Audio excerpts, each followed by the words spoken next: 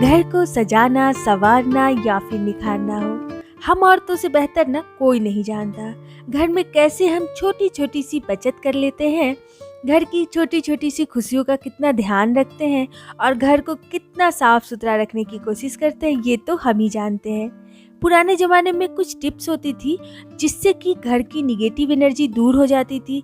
अगर आपके घर में कोई आता है, उसकी नज़र सही नहीं है ना, वो भी कैसे ख़त्म किया जा सकता है। आपके घर में बरकत कैसे लाए, खुशियाँ कैसे लाए, इसके लिए मैं छोटे छोटे से टिप्स आपके साथ आज शेयर करूँगी।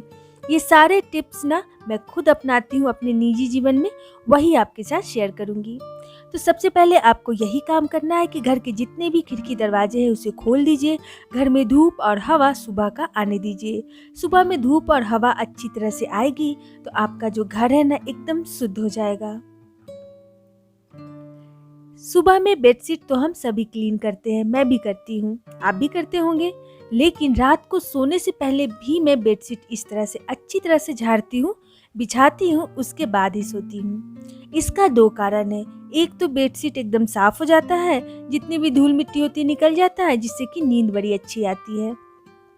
दूसरा कारण ये है कि पूरा दिन हम इस बेडशीट का यूज करते हैं, इस बिस्तर का यूज करते हैं। बाहर से आते हैं, बैठ जाते हैं, कभी हाथ पैर धोया, कभी नहीं धोया। तो क्या होता है ना, बाहर में बहुत सारी चीज़ें होती है, बहुत सारी एनर्जी होती है, कुछ अच्छी होती है, कुछ बुरी भी होती है। सब कुछ अपने साथ हम ले आते हैं और अपने बेड पे डाल देते हैं। बच्चे कभी कभी खाते पीते बिस्किट खाते आ ही जाते हैं, कुछ न कुछ टुकड़ा गिर ही जाता है। अगर आपका बेडशीट जूठा हो गया है या फिर आपने बाहर से आके बैठा है तो रात को न जरूर झाड़िए इसे और अच्छी तरह से झाड़ के उसके बाद ही सोइए। इससे क्या होगा, जितने भी निगेटिव एनर्जी है, जो भी चीज़ अट्रैक्ट करती है ना बुरी चीज़ों को, वो सब झड़ जाएगी और आपका बेड एकदम साफ सुथरा सोने लायक हो जाएगा और नींद भी अच्छी आएगी। अच्छा, ये है एलम यानी कि फिटकिरी। इसे आप भली भांति जानते होंगे, आपके हस्बैंड आफ्टर शेव जरूर इस्तेमाल करते होंगे या फिर आपके पापा।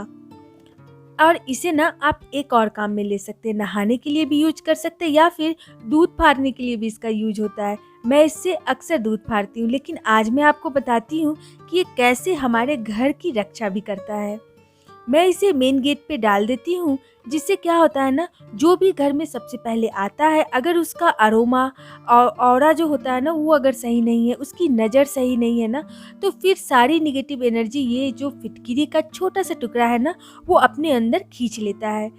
ये जो फिटकिरी है उसे मैंने इस तरह से छिपा के रखा है कि किसी को भी ये नज़र ना आए, लेकिन इसकी नज़र सब पे रहे। तो जैसे ही कोई निगेटिव एनर्जी या फिर गलत चीज़ मेरे घर के अंदर प्रवेश करने की कोशिश करेगा, सारी ही चीज़ों को ये फिटकिरी अपने अंदर खींच लेगा और आपका घर एकदम सुरक्षित रहेगा। छोटी सी टिप्स है लेकिन बहुत ही काम की है, इस्तेमाल जरूर कीजिएगा। अब देखिए, सुबह शाम पूजा तो हम सभी करते हैं, धूप बत्ती अगरबत्ती भी जलाते हैं, लेकिन क्या आपको पता है, बांस की लकड़ी का अगरबत्ती घर में कभी भी नहीं जलाना चाहिए। अमेजन या फ्लिपकार्ट पे आप देखिएगा, बरगद के पेड़ की स्टिक की जो लकड़ी होती है ना, उसका जो अगरबत्ती होता है वो बहुत ही अच्छा होता है। उसे अपने घर में सुबह शाम जरूर जलाइए। जितना खुशबूदार और साफ सुथरा आपका घर रहेगा, निगेटिव एनर्जी, बुरी नज़र और जितने भी गलत चीज़ें हैं ना वो आपके घर से एकदम दूर रहेगी। सुबह और शाम दोनों ही समय में घर के कोने कोने में, चारों कोने में ना अगरबत्ती और धूप बत्ती जरूर दिखाती हूँ। ऐसा एक रूम में नहीं, घर का जितना भी कोना है, यहाँ तक कि मेन गेट के पास भी मैं इस अगरबत्ती को दिखाती हूँ और उसके बाद मेन गेट के पास ही मैं इसे रख देती हूँ। इससे क्या होता है, गेट के बाहर भी खुशबू बनी रहती है, जिससे बुरी चीज़ें या फिर बुरा जो भी हो ना वो गेट के अंदर बिल्कुल भी नहीं आती है। आजमाइएगा ज़रूर। और ये मैंने जो है ना अपनी दादी नानी से सीखा, ये कोई भी फेक चीज़ नहीं है, बहुत ही साइंटिफिक और बहुत ही पौराणिक चीज़ है, जो कि आप पंडित वगैरह से पूछेंगे ना तो वो भी आपको बता देंगे कि घर के बाहर अगरबत्ती जलाना बहुत ही शुभ माना जाता है। अच्छा, तुलसी हम सबके घर में होता है, हम रोज पूजा भी करते हैं तुलसी की। अगर आपके घर में नहीं है तो जरूर लगा लीजिए। लेकिन आज मैं आपको बताती हूँ कि तुलसी को इस तरह से जो पत्ते होते हैं ना, उसे अगर आप सिंदूर लगाते हैं ना तो बड़ा ही शुभ फल होता है। ऐसा माना जाता है रोली या फिर सिंदूर तुलसी के पत्ते पे लगाने से आपकी मनोकामना पूर्ण होती है।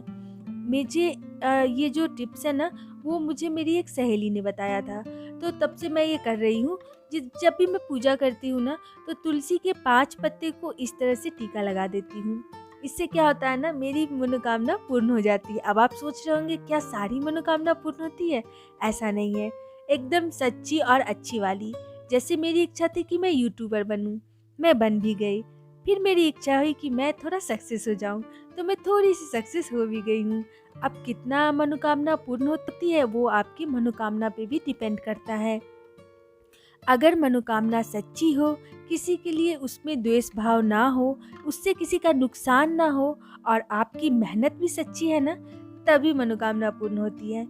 लेकिन मैंने एक चीज़ नोटिस की है कि जब भी मैं तुलसी को इस तरह से टीका लगाती हूँ ना, तो मेरा मन एकदम शांत हो जाता है। उसके बाद यही टीका मैं अपने सर पे भी लगा लेती हूँ और पूरा दिन रहने देती हूँ। छोटी-छोटी सी टिप्स अपनाती हूँ, जिससे मेरा घर सुंदर, सुखी और निगेटिव एनर्जी से दूर बना रहता है। ये सारी चीज़ें मेरी नहीं है, बल्कि बहुत ही पुराने ज़माने से चली आ रही है। बस मैं इसे फ़ॉलो करती हूँ क्योंकि मेरी मम्मी फ़ॉलो करती थी और उन्हें मैंने देखा था। आपको अगर ये टिप्स अच्छी लगी हो ना, तो प्लीज़ एक लाइक का बटन दबा के मुझे सपोर्ट ज़रूर कीजिएगा। Thank you.